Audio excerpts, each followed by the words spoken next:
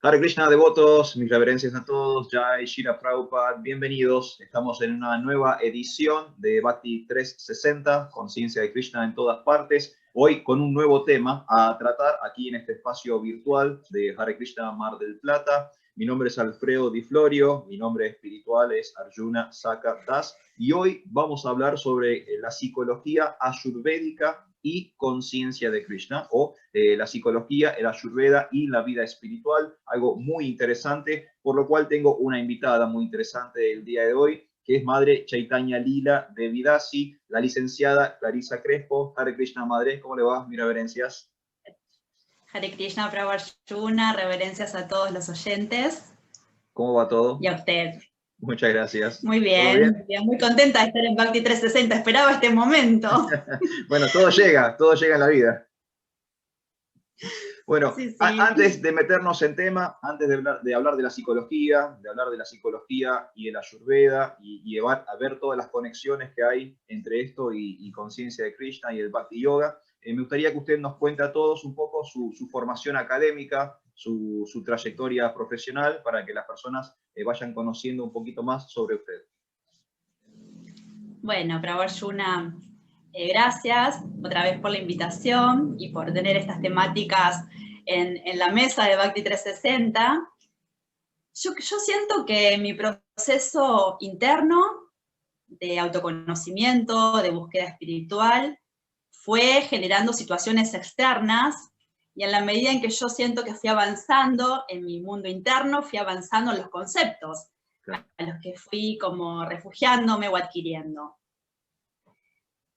Puedo decirle que empecé yoga a los 17 años, siempre fui una gran buscadora, sufría mucho por el maltrato animal, porque se comían los animales, siempre fue un tema que a mí me rondaba de muy chica.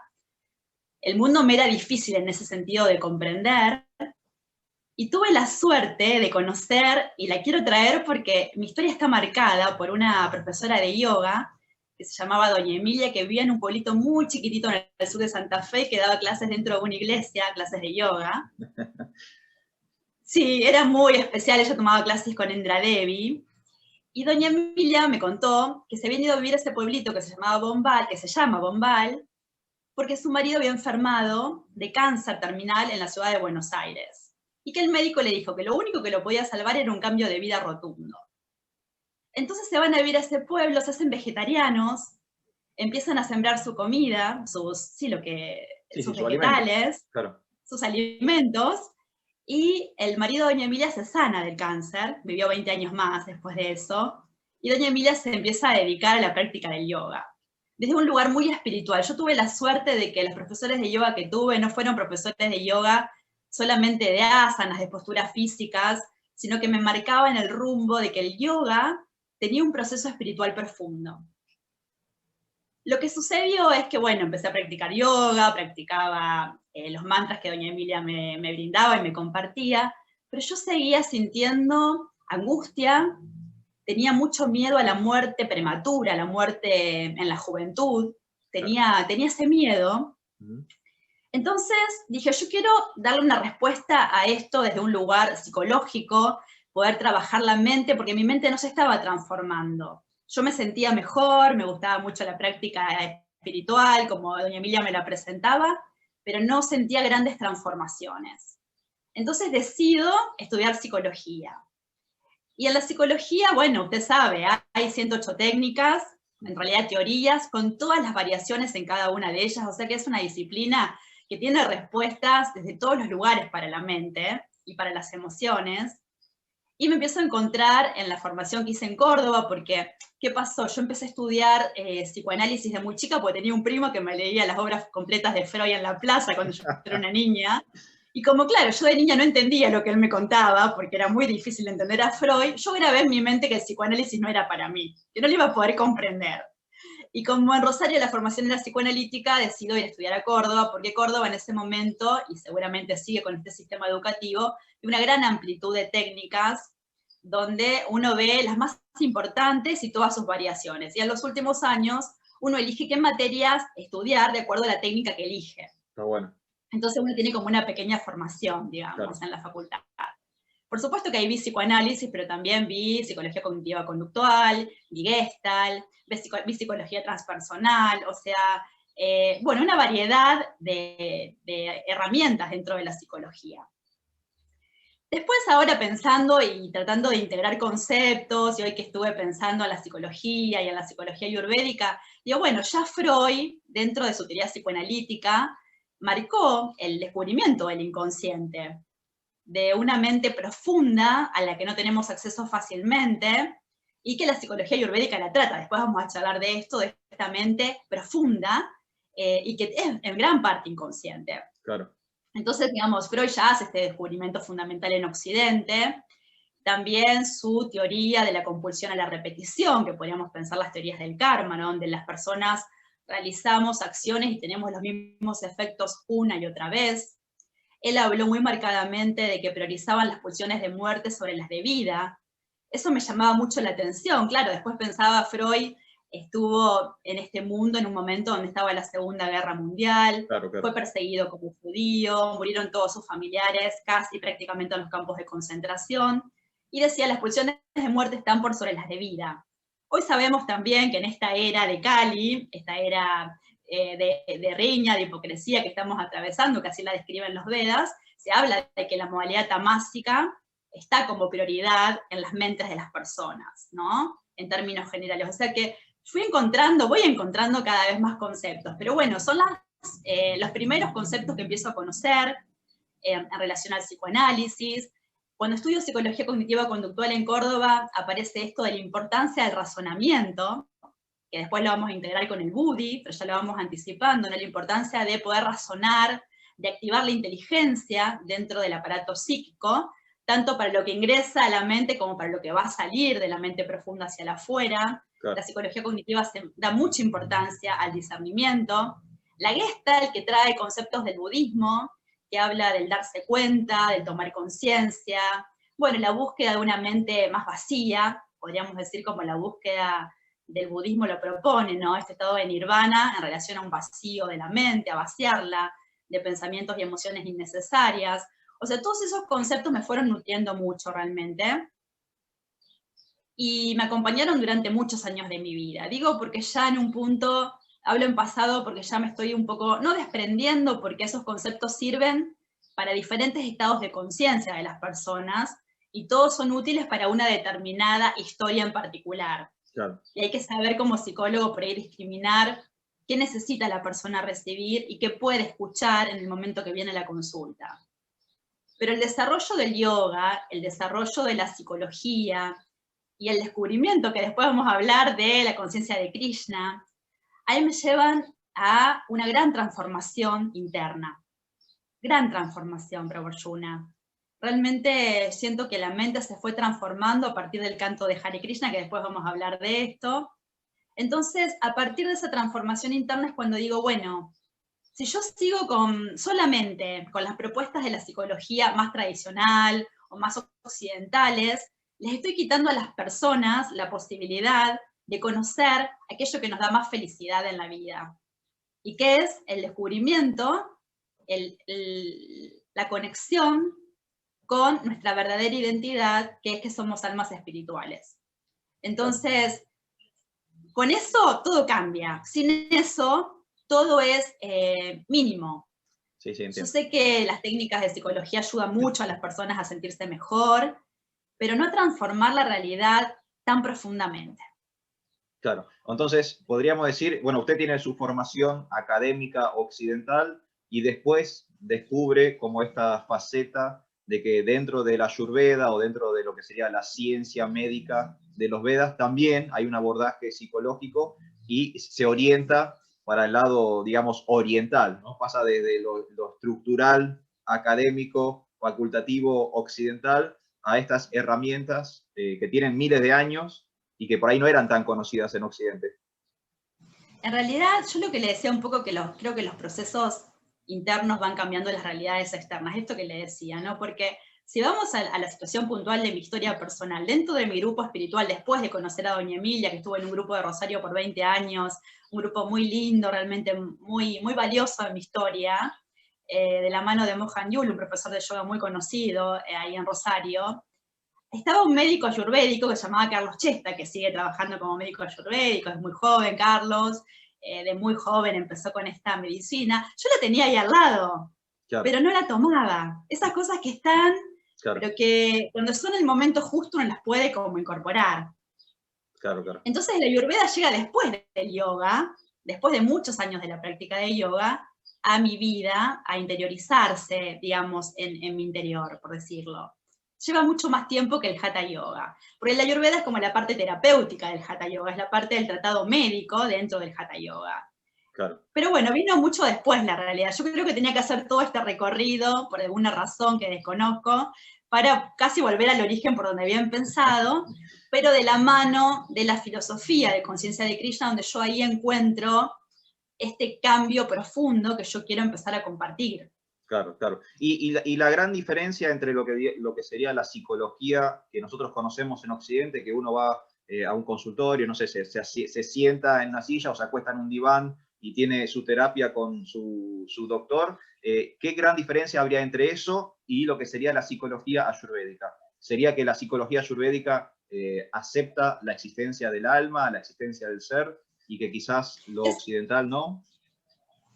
Eso es fundamental. Yo no sé si en lo occidental no se acepta, pero sí, cuando Freud toma el término psique, que dice que la psicología es el estudio de la psique, es una palabra de origen griego que significa alma.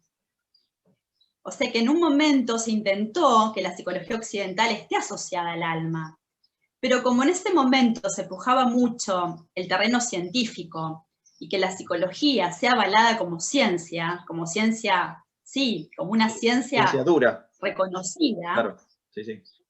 entonces a partir de ahí, eso que se buscaba en ese momento, es que se quita rápidamente psique como alma y va a los procesos mentales, al estudio de los procesos mentales y del comportamiento.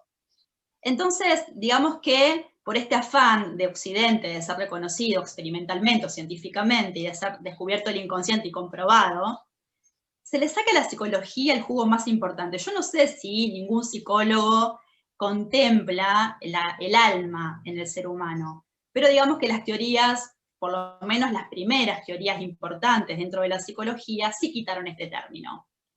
La psicología transpersonal se acerca al alma en el sentido de ir más allá del ego, pero tampoco llega a ser un desarrollo o una teoría muy espiritual o de búsqueda espiritual.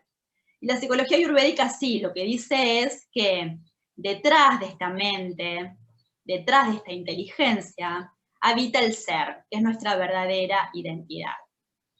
Y desde este concepto cambia radicalmente la mirada hacia un paciente y la mirada de un paciente hacia su propia historia.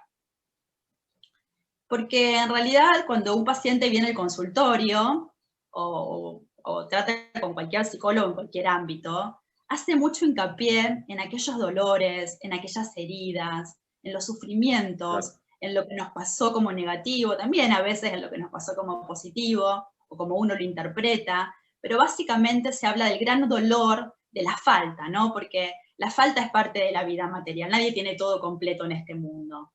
Entonces a un psicólogo que uno le va a contar si perdió las papas de chiquitos, si tuvo situaciones traumáticas, Y sí, si los no tiene problemas. pareja, si no tiene hijos, ¿eh? Claro, los problemas. Va al psicólogo porque tiene problemas. Claro, porque en realidad uno queda enredado en la historia individual, la historia del ego, digamos. Lo que dice la psicología ayurvédica es que nuestra mente está constituida por los 5 elementos, y estos 5 elementos no aparecen de un modo burdo como en el cuerpo, pero sí aparecen como simbolizados. Entonces, el fuego en la mente se reconoce con lo que es el discernimiento, la inteligencia, la capacidad de razonar. En primer momento, los pensamientos automáticos y las emociones que aparecen en la vida diaria. Pero en un momento más elevado, el discernimiento es poder diferenciar lo que es material de lo que es espiritual. Claro. El agua en la mente está representada por las emociones. Las emociones como capa externa, donde uno sí reacciona al mundo, donde uno a partir de los 5 sentidos se identifica con los elementos burdos de la materia, los empieza a desear y empiezan a surgir emocionalidades adentro de uno. El aire tiene que ver con el movimiento de los pensamientos dentro de la mente, eso que puja y genera hiperactividad mental. La tierra, el componente tierra dentro de la mente se asocia con el ego que se llama el ego falso también en la psicología ayurvédica, porque es esta falsa personalidad, no porque sea falsa la personalidad, sino porque nosotros nos identificamos con ese ego y nos creemos que somos eso. Y ahí es donde entra toda la historia personal. Claro. Y el éter, que estaría asociado a esta expansión, a esta libertad, a esta dicha, asociado al ser. Entonces, desde esta constitución mental, la psicología occidental trabaja sobre, podríamos decir, las emociones, los pensamientos y la inteligencia. Trata muy poco el ego como identidad falsa, aunque sí la trata como identidad, y al alma queda totalmente fuera de la historia analítica. Entonces esta es la gran diferencia, es una diferencia conceptual, y desde esta diferencia conceptual ahí está toda la diferencia en el abordaje. Yo una vez lo escuché a usted en una de las clases que había dado en el Love. Ojo con lo que va a decir. Ojo con lo que va a decir. No, usted sabe que yo lo admiro mucho y lo respeto mucho, y lo que usted dice siempre ha quedado dentro mío como muy valorizado, así que ahí usted dijo en una clase que cuando uno se identifica con el alma, uno puede sentirse digno, uno puede sentir dignidad.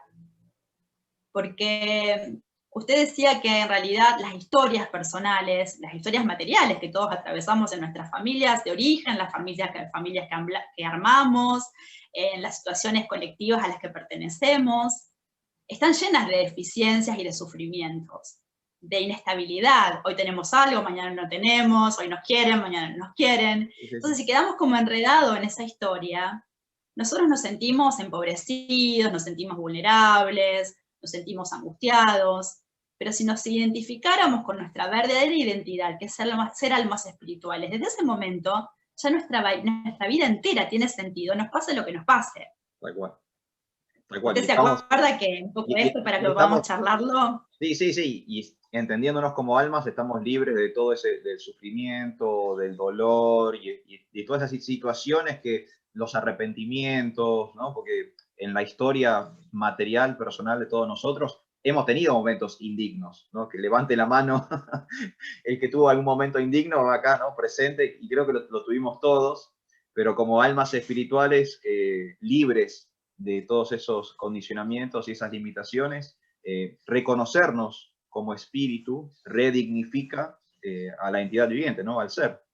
Y está buenísimo para sacarse muchas presiones de encima y de angustias y de sufrimientos que uno sin duda va cargando a lo largo de toda la vida. Y si uno se pudiera parar ahí, y todos nos pudiéramos parar ahí, la vida sería maravillosa realmente. Sí, claro. A veces me pregunto, bueno, ¿cómo sería la vida si todos supiéramos que somos almas espirituales? Sería perfecta, seríamos todos perfectos. Sería perfecta. Hay un tema que está bueno ahí, volviendo un casillero para atrás con el tema de la mente, esta idea de que el Ayurveda o la psicología del yoga o la psicología con un abordaje desde Oriente entiende que hay más ingredientes o más componentes a la mente que, por ejemplo, en Occidente, ¿no? Que, como usted dice, que apenas son como 3 elementos mentales, pero vemos que en Oriente es mucho más, hay muchísimo más en cuanto a lo que hay en la mente de un ser humano. Sí, y hay una cosa más, aparte de que hay más elementos a considerar, porque además de los 5 elementos dentro de la mente, la teoría constitutiva de la Ayurveda, bueno, es esta, los 5 elementos es una de las teorías principales. La teoría de los doyas es la segunda teoría principal, que las de los doyas son las combinaciones de estos elementos, y cómo esta combinación, cuando está de un modo prioritario en una persona, promueven un biotipo, o sea, promueven una forma física y mental de estar en el mundo y de relacionarnos. Son como fuerzas que pujan dentro de nosotros y que además doya tiende al desequilibrio, o sea, los elementos en el cuerpo tienden al desequilibrio en el cuerpo y en la mente, por eso envejecemos. Claro. Si no, no existiría el envejecimiento, o sea, hay un deterioro de los elementos en el paso de los años. Y otra teoría constitutiva de la Ayurveda es la teoría de las tres gunas, atravesando toda la materia, pero también la mente, que si bien es más sutil que la materia burda, sigue teniendo elementos sutiles y burdos como la tierra, habíamos hablado, que es un elemento burdo y que también está en la mente, constituida como el ego.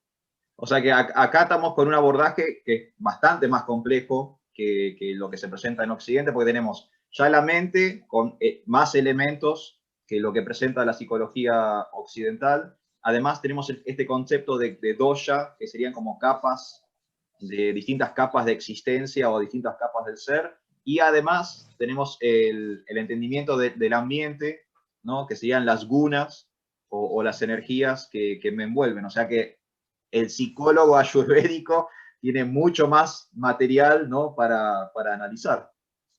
Sí, pero también mucho más material accesible y fácil para tratar.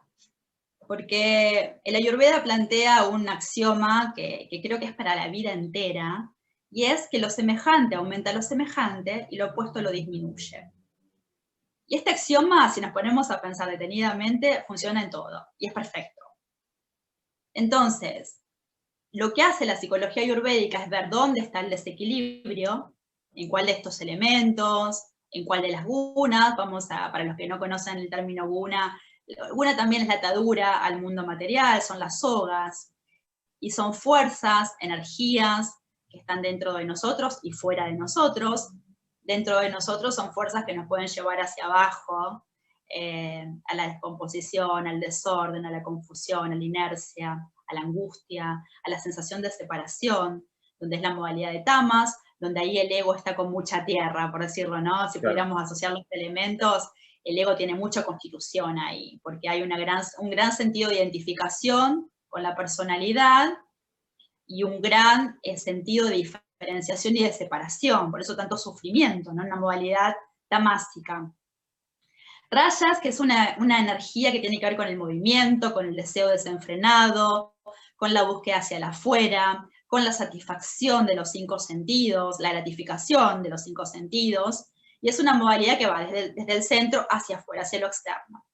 Y Sattva, que es una modalidad que va desde adentro hacia arriba, que nos empieza a elevar en un plano espiritual, nos empieza a acercar a este plano, porque hay reflexión, hay concentración, hay inteligencia, hay claridad.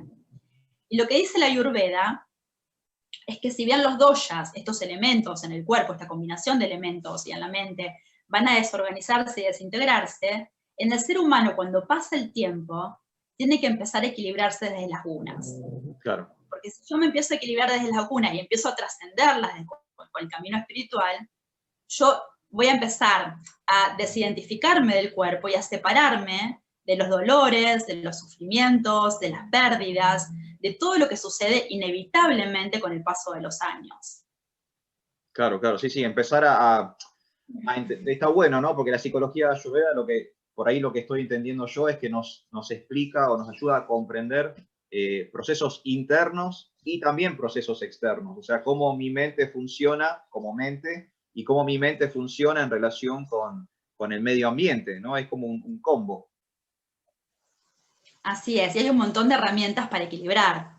Después vamos a hablar cuáles, para equilibrar la mente. Distinto de la psicología occidental, que trabaja tanto sobre la historia, que lo que uno tiene que trabajar desde la historia personal como psicólogo occidental o de consultorio es, bueno, que la persona pueda aceptar lo que le sucedió, que pueda rescatar aquello positivo, que pueda rescatar a veces de las experiencias, que pueda sanar esos traumas en los que quedó enquistados o la mente quedó como detenida.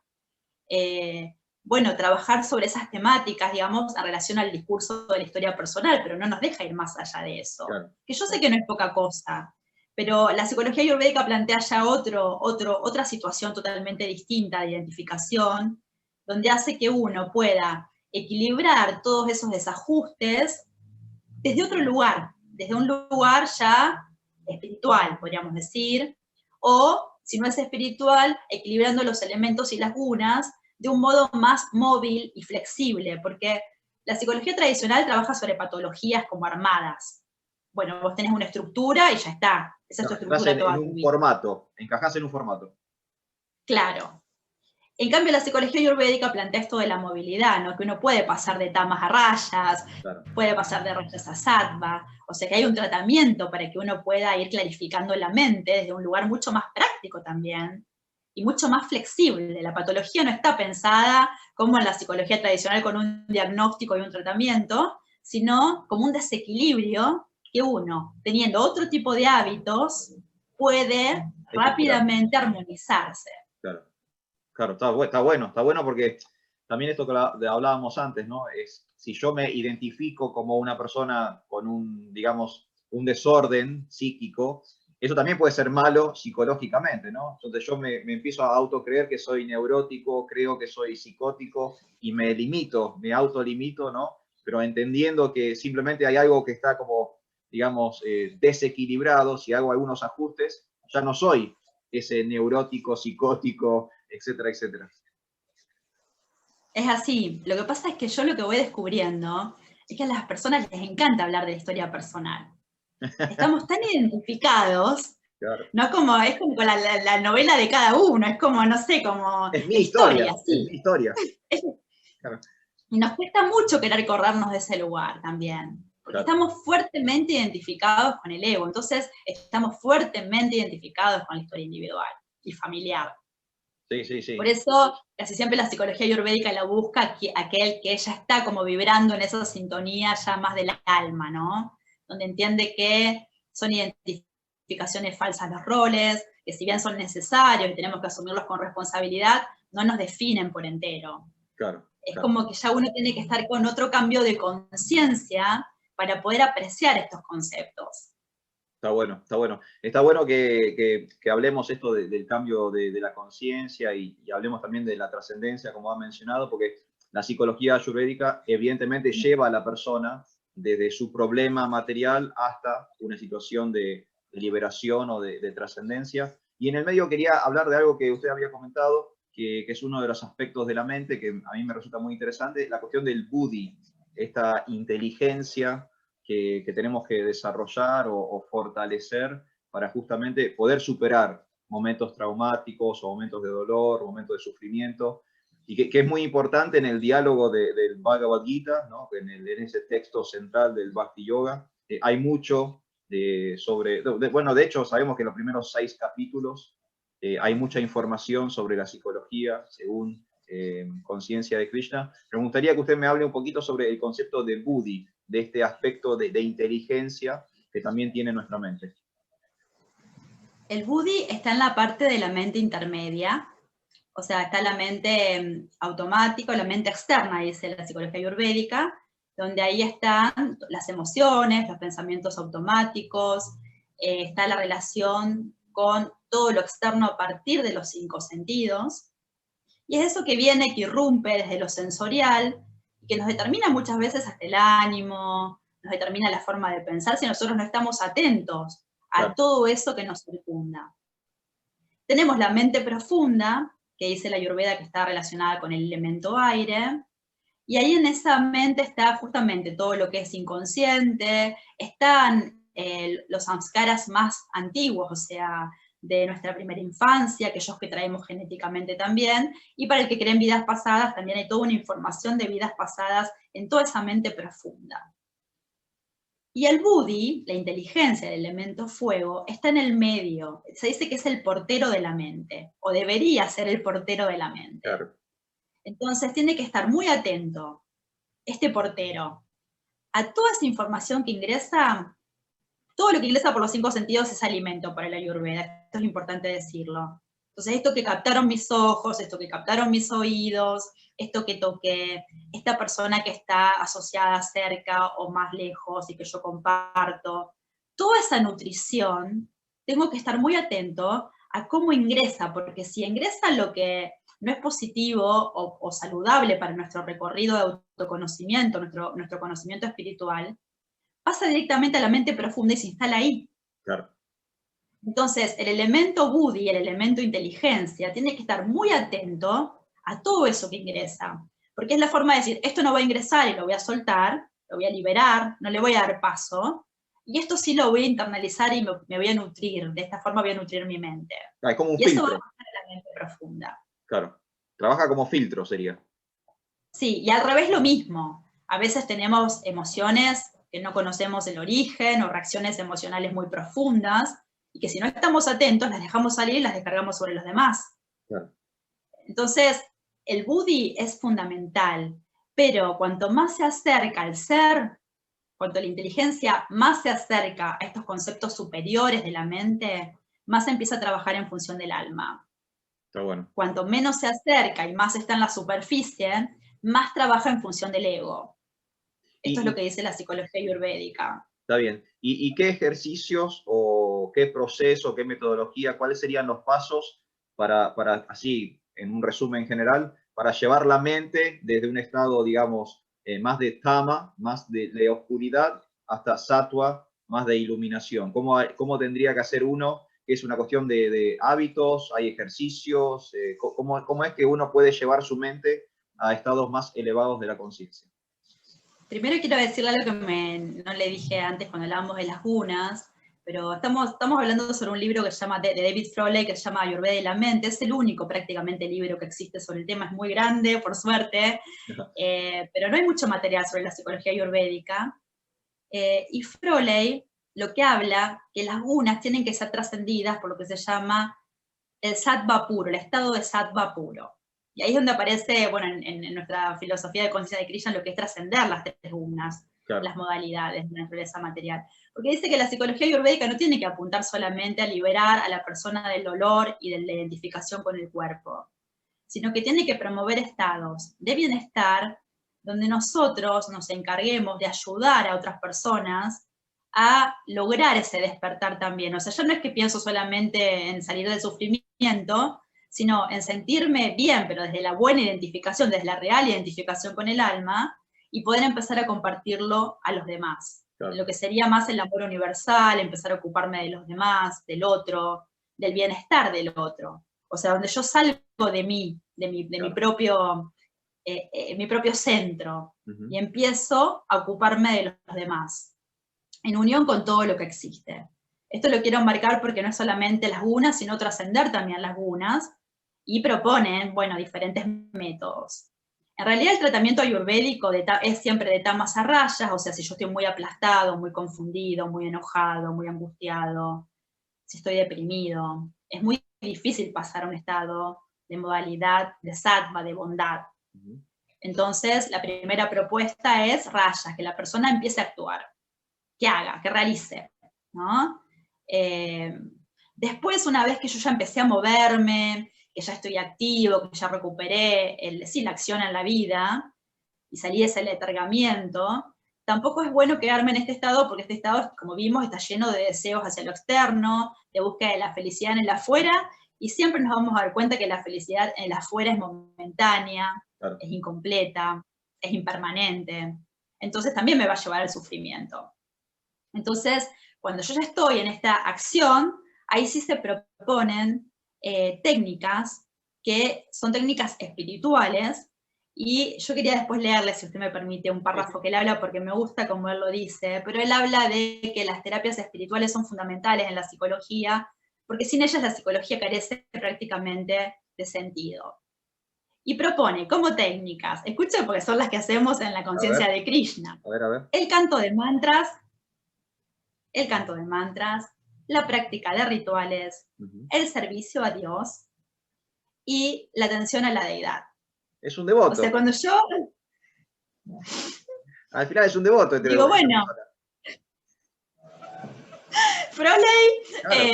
y ahora es un libro muy interesante. Yo, si me permite, le quiero leer lo que dice de los mantras, porque nuestra filosofía Vaishnava le da fundamental importancia, y más en esta era, al canto del mantra Hare Krishna.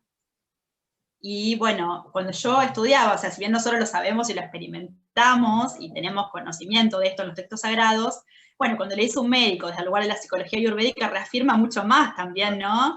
Para las personas que están buscando en la psicología respuestas como más, por decirlo, científicas, como se buscó siempre. Entonces dice, quiero leerle. Dale. El sonido tiene un poder tremendo para condicionar nuestra conciencia. De hecho, la mayoría de los condicionamientos ocurren a través del sonido, en particular de las palabras, de las cuales deriva la educación que estructura nuestra mente.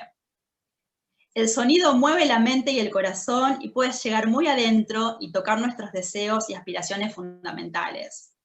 Para reprogramar la mente, para eliminar su condicionamiento negativo y reemplazarlo por uno que sea beneficioso, el uso terapéutico del sonido es fundamental. En la curación, dentro de la Ayurveda, la terapia del sonido más importante es el mantra. Es el método principal de tratamiento, ya que es útil para la curación de todos los niveles de la mente, interna y externa. Puede modificar o alterar las tendencias e impresiones asentadas profundamente. Esto que hablábamos de las capas más profundas, son disueltas por el canto del mantra. Y escuche lo que dice acá, pues esto si a los psicólogos no les va a gustar escucharlo, pero lo quiero decir porque es contundente. Tápense los oídos los psicólogos. Sí, esto no es apto para psicólogos esta clase. Puede ser mucho más útil cantar un mantra con regularidad que analizar nuestros problemas psicológicos. Porque el mantra cambia la estructura energética de la mente, lo cual disuelve el problema, mientras que pensar en el problema puede reforzarlo. Claro. Tal cual, muy bueno. No, me recuerda, es contundente. ¿Sí? Me recuerda el nombre de esta persona, del autor de este libro. David Frawley, se llama Ayurveda y la mente. Es un libro maravilloso, está en inglés, hay una versión en español que, bueno, yo la tengo, y estamos estudiando con un grupo de psicólogos y psiquiatras este libro particular porque la idea es esto, que la psicología empiece a llevar también la espiritualidad de las personas, porque si no es como quitarles esto, ¿no? La esencia de la curación misma. Tal cual, tal cual. Recuérdenme ahí los procesos que proponía Frawley. Bueno, Era el mantra, los rituales. El mantra, el mantra es el principal. El mantra es el principal. Dice, la devoción, escuche esto, la devoción es la actitud fundamental del alma. Nuestro amor por Dios y la búsqueda de autoconocimiento es la máxima orientación de la inteligencia. El intento de conocer nuestra verdadera naturaleza aparte de nuestra cambiante realidad externa. Y dice que del autoconocimiento y la devoción es la más importante porque es la base del autoconocimiento. Es el néctar que cura todos los males, dice Frawley, la devoción. Y la devoción tiene las técnicas de el canto de mantras, los rituales, porque dice que los rituales sirven para ofrecer impresiones positivas que nutran la mente, claro. Y especialmente los del fuego, que son los que usted hace, porque eso ayuda también a quemar muchas impresiones, a liberar a la mente de ellas, las quema. La oración, porque es este pedido de ayuda y de guía a Dios, esta comunión con Dios. Y de las deidades dice que calman nuestra mente, promueven estados de satisfacción y despiertan nuestra relación espiritual con Dios, especialmente en las personas que están muy identificadas con el cuerpo. Muy bueno. ¿Usted sabe si esta persona, este doctor, tiene algún conocimiento o algún contacto con Conciencia de Krishna? Porque digo, su propuesta es muy parecida a lo que propone nuestra tradición. Sí. Yo por eso le dije, cuando yo le iba estudiando, digo, bueno, esto hay que compartirlo porque él tiene un enfoque impersonalista, porque dentro del tratamiento que hace de los mantras para los diferentes desequilibrios Vata, Pitta y Kapha, propone diferentes cantos de mantras. O sea que él conoce mucho del tema, pero no es que solamente utiliza el mantra Hare Krishna, sí lo propone para los desequilibrios de ansiedad, por ejemplo. Pero para Pitta y Kapha propone otro tipo de cantos de mantras y otro tipo de adoración de deidades. Por eso digo que él tiene una visión impersonal, pero por supuesto que es una persona que por sus escritos ha alcanzado niveles muy altos de espiritualidad. Claro, tal cual, sí. Porque son las técnicas que nosotros proponemos diariamente. Tal cual, tal cual. Le quiero hacer una consulta que sé que también es un tema que usted maneja y que hoy en día es bien conocido en Occidente, o por lo menos la palabra, el concepto. La cuestión de mindfulness. ¿Qué es el mindfulness? ¿Esto encaja en la psicología ayurveda? ¿Tiene que ver con Oriente? ¿Es una técnica nueva de Occidente? ¿Qué es el mindfulness? Mindfulness es una técnica que tiene origen en el budismo. De hecho, se le cambia el nombre porque otra vez, en este afán de que las técnicas sean avaladas en el mundo occidental, se les ponen nombres en inglés, se les cambia un poco la temática y se les saca contenido espiritual. Marketing, ¿no? Porque se hace un marketing. Porque Occidente, bueno, si bien está cambiando mucho, tiene una fuerte identificación con el cuerpo y cuesta mucho saltar de esa identificación. Claro. Hay como mucha dificultad para decir, no somos el cuerpo y no somos la mente, ¿no? Como que cuesta mucho ese corrimiento.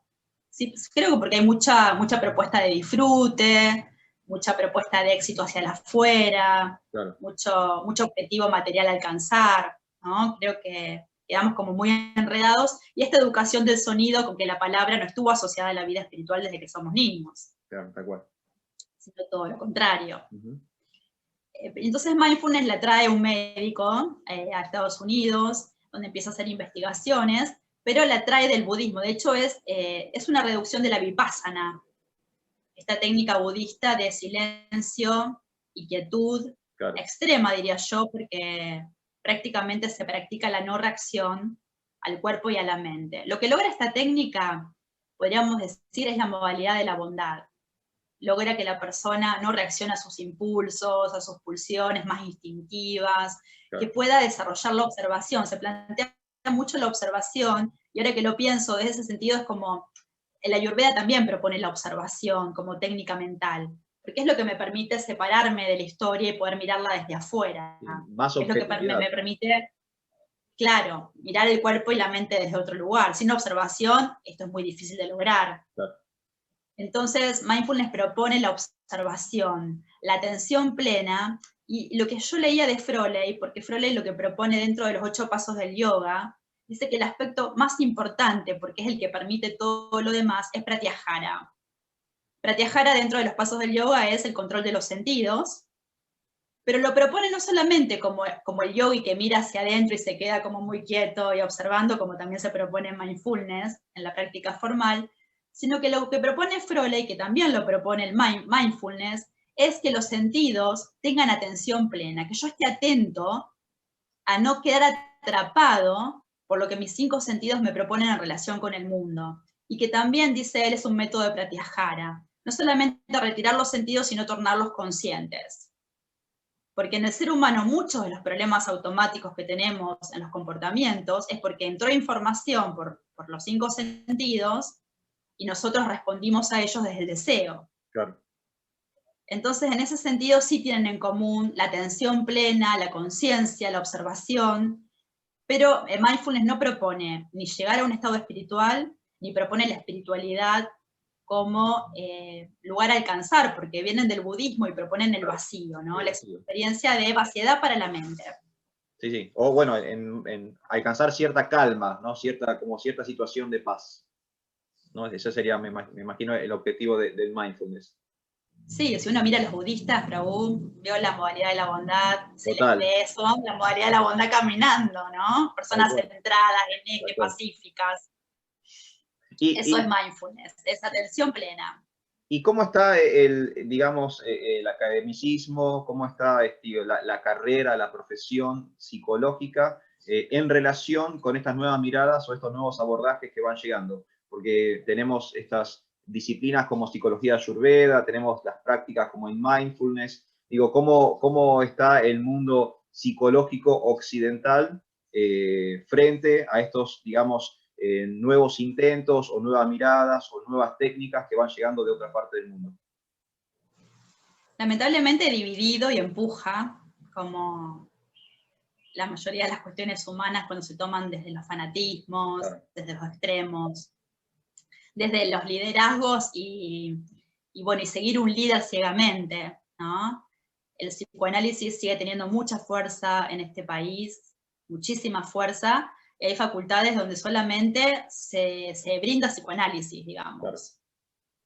Y yo no digo que el psicoanálisis está mal porque es una técnica muy profunda y enseña sobre patología como casi ninguna, y realmente es muy útil para un gran número de personas con un cierto estado de conciencia, pero siempre es bueno que se brinden más herramientas y posibilidades. Ahora, por ejemplo, mindfulness, con esto de que la trajo un médico occidente y está como siendo reconocida en los ámbitos de psiquiatría, en las investigaciones que se están haciendo a nivel de cómo cambia el cerebro a partir de la práctica de la meditación mindfulness, bueno, en algunas facultades se dan como seminarios, por ejemplo.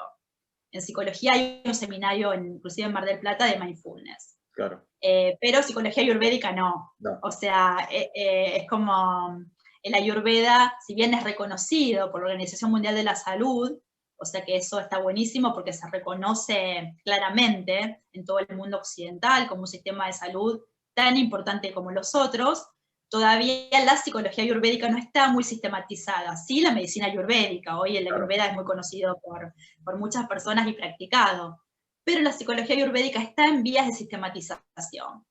Claro, claro, está bien. Le falta un trecho todavía, le falta un poquito.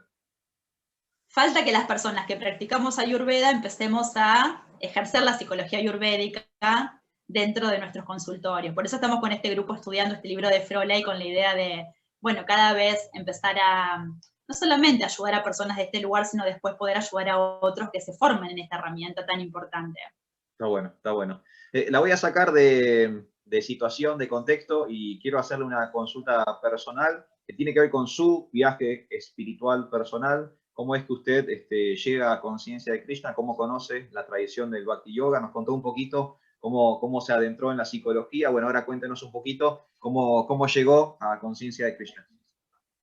Bueno, ahí yo vivía en el sur de Santa Fe y vivía con mi hijo, y un día mi hijo agarra la mochila y se va, y yo quedo como en un estado de estar siempre con él, o sea, agarra la mochila pues se va de mochilero, no es que se va a pasear, de hecho, porque usted sabe que va, viene, va, viene. Entonces me quedo en Venado Tuerto, donde yo vivimos con él 16 años, y yo sentía que era una ciudad muy buena para trabajar, una sociedad que me ha recibido con mucho cariño realmente, porque yo venía de un pueblito que se llamaba Firmat, al lado de Venado Tuerto, muy cerquita, pero yo sentía que no podía desarrollar la vida espiritual que siempre busqué. O sea, tenía que ir a Rosario, Claro. me costaba viajar hasta Rosario, porque estaba a 150 kilómetros, no podía ir todos los fines de semana. Bueno, yo estaba como media desolada, ¿y ahora qué hago? Como que el plan lo que yo pensé que me iba a pasar no sucedía, no sucedió. Entonces, en ese momento yo tenía una amiga que vivía acá en Mar del Plata, y me dice, estoy por cumplir 40 años, venite, date un mes, venite a mi casa, relájate. Bueno, digo, listo, me voy a Mar del Plata. Vacaciones. Vacaciones de un mes, porque yo estaba realmente muy como movilizada por la situación. Entonces vengo acá y lo que hago es lo que hago siempre, empiezo a recorrer los lugares de yoga, los lugares espirituales, y un día voy al Loft. Era un lunes a la tarde, había una clase de filosofía. Yo salí de ahí y le dije a esta amiga, yo quiero vivir acá, yo quiero estar cerca de toda esta información. Y ella me dice, mira, me estoy por ir a Europa, necesito que me cuiden el perro y la casa, venite. Así que yo, sabiendo que la vida espiritual es lo más importante, porque realmente, si bien yo estaba por otros caminos, siempre tuve en claro que lo más importante era la práctica espiritual. Eso lo tuve siempre claro. Y tan claro que con toda mi estructura, pues yo soy una persona muy organizada, usted sabe cómo soy, fui a Venado Tuerto, le dije a mis pacientes, a todos que me venía a vivir, y en 15 días estaba viviendo en Mar del Plata. Bien decidida. Muy decidida a decir, bueno, yo quiero esto, ¿no? Quiero desarrollar mi vida espiritual. Yo también creo que, bueno, yo siempre hago el chiste, ¿no? Que después de los 40 o entre los 40 uno realmente empieza a tener planteos importantes en la vida. De hecho, la crisis de los 40 está descrita en todos los libros, claro, como un momento donde decir, bueno, ya viví de una manera, ¿cómo quiero seguir viviendo? ¿No? Como esta pregunta existencial. Y yo lo que dije, quiero vivir, o sea, lo que quede de la vida, porque siento que la vida es muy corta para muchas cosas, con conciencia espiritual. Y conocer a los devotos Hare Krishna, a mí realmente me fue transformando cada vez más profundamente, muy de a poco, porque yo soy una persona que hago todo muy despacio y lento, me lleva mucho tiempo hacer las cosas, las doy como, no soy de esas personas que se lanzan fanáticamente a nada. Claro. Fui muy de a poco, usted sabe, de a poco, a paso firme, pero cada vez más profundo y cada vez yo sentía más los cambios en mi interior. Por eso dije, cuando conocí el movimiento Hare Krishna, empecé a experimentar la transformación realmente. ¿Por qué? Porque hay un sistema permanente de trabajo espiritual. No es que la espiritualidad es de los domingos, no es que es de los sábados, o una vez al mes en un satsang, o cantar un ratito y nada más. para el que quiere vivir en serio la espiritualidad, da una metodología que ninguna disciplina espiritual la da. Ninguna ciencia espiritual la da. Claro, tal cual. Porque hay un número de rondas para cantar, que pueden ser pocos o muchos, hay una regulación para poder realmente salir de los impulsos, de los deseos desenfrenados que tiene la mente. Hay una técnica que a uno le permite ir poco a poco liberando los condicionamientos y conectándose con el alma en la relación eterna que tiene con Dios. Y la práctica del servicio devocional, del servicio que propone la ciencia espiritual que nosotros compartimos, Prabhu Arjuna, es tan científica que no está en ningún lugar en ese sentido de que el servicio devocional realmente es lo que genera más felicidad en el interior. Eso uno lo experimenta. Por eso uno lo repite una y otra vez. Entonces yo creo que la seriedad del movimiento, la práctica constante de la vida espiritual, realmente uno lo lleva al conocimiento de la identidad espiritual. Y por ende después uno quiere buscar la herramienta, como puede ser la psicología ayurvédica, para que por medio de ello uno pueda compartir algo de esto que uno experimenta en el interior, que no es que uno quiere salvarse solo, sino que uno quiere compartirlo con los demás. Sí, uno quiere compartir con los demás, tal cual, tal cual. Bueno, ahí tenemos entonces su viaje desde Santa Fe a Mar del Plata y hasta la espiritualidad. Qué buen viaje. Quiero decir algo porque usted sabe que yo realmente lo aprecio mucho y marcar la importancia dentro de nuestro movimiento de poder seguir y de poder escuchar la orientación de alguien que está mucho más instalado en este lugar interno de conexión con el alma.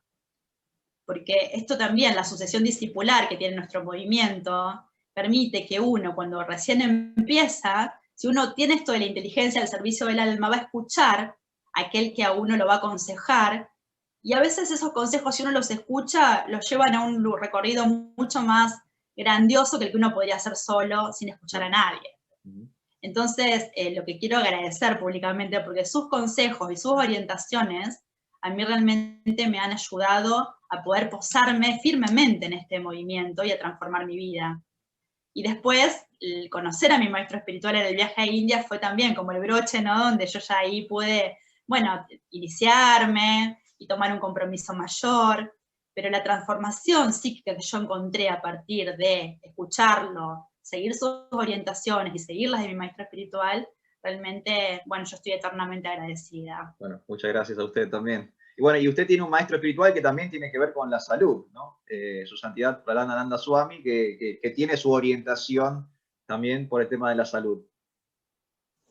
Él fue también muy llamativo porque en esto de la conexión con el alma, uno ya empieza como a tomar un rumbo diferente en la vida y todo lo que ve lo ve distinto, ¿no? Como, ya no son las concepciones de antes. Cuando viajo a la India, y yo lo veo de lejos, antes de entrar al aula, yo ya sabía que él era mi maestro espiritual, o sea, lo pude reconocer.